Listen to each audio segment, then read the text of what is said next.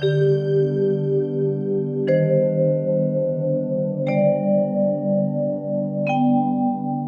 बात है पिताजी, आप परेशान दिखाई दे रहे हैं। नया राजा बावला है। क्यों? कहता है ईश्वर कहाँ है, प्रमाण दो। वह किसे देख रहा है, कहां देख रहा है, इस समय क्या कर रहा है। और नास्तिक है बेटा, जो कल तक किसी ने उत्तर नहीं दिया तो वह सारे मंदिरों से मूर्तियां हटवा देगा। बस इतनी सी बात और इतनी चिंता। बेटा बड़े बड़े विद्वान। पिताजी, आप कल मुझे राजा के पास ले चलिए, मैं उनके प्रश्नों का उत्तर दूंगी।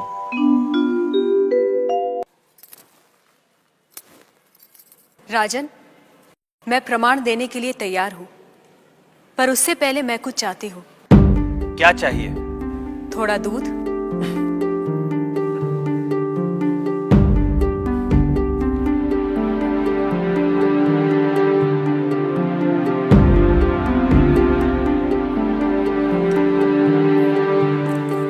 राजन, इस पात्र में आपको क्या दिखाई दे रहा है? दूध? क्या दूध के अलावा कुछ और दिखाई दे रहा है? नहीं। पर मुझे तो मक्खन भी दिखाई दे रहा है। क्या आपको मक्खन दिखाई दे रहा है?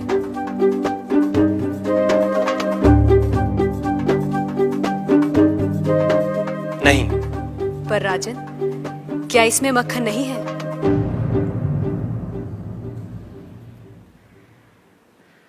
है।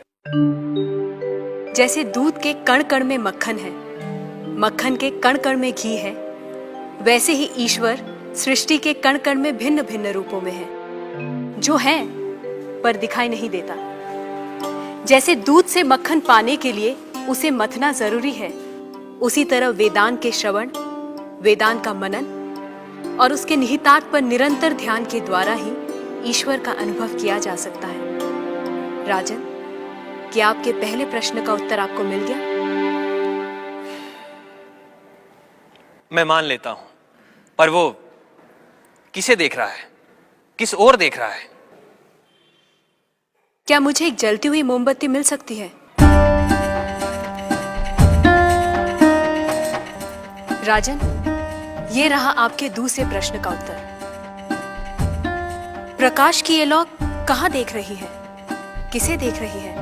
ये सभी को देख रही है। सभी और देख रही है?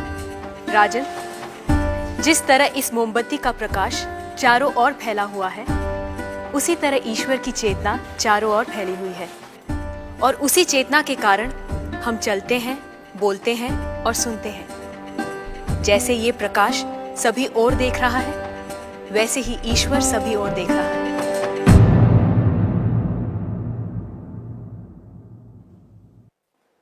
अब आपका तीसरा प्रश्न।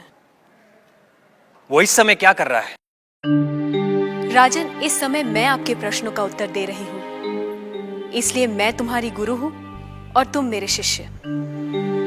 पर मैं खड़ी हूं और तुम बैठे हो। यदि अपने प्रश्न का उत्तर चाहते हो तो तुम्हें मुझे अपना आसन देना होगा।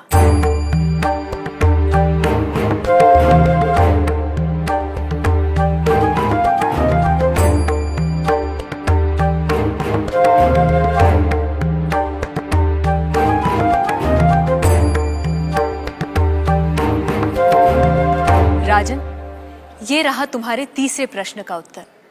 कुछ देर पहले आप सारे मंदिरों से मूर्तियां हटवाने का विचार कर रहे थे।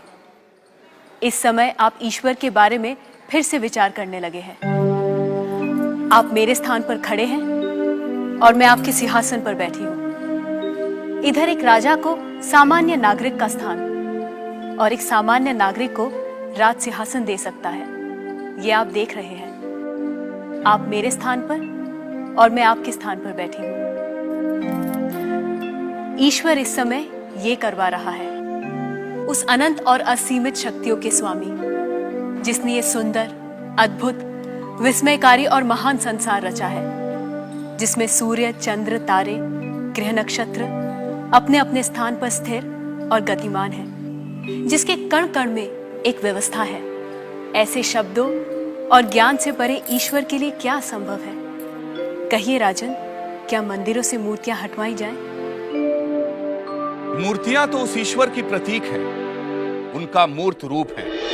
वह सर्वज्ञ, सर्वशक्तिमान, सर्वव्यापी ईश्वर सर्वत्र है। किसी ने उसको पत्थर में पाया, किसी ने पेड़ों में, किसी ने शब्दों के माध्यम से, तो किसी ने प्रार्थना करके। वही परमात्मा अनेक नाम, रूप और गुणों में व्यक्त होता है, और कोई उन्हें अरूप और निर्गुण आत्मा के रूप में जानते हैं। ईशास्माद्वातः पवते ईशोदेति सूर्यः ईशास्मादग्निश्चेन्द्रश्च मृत्युर्धावति पंचम इति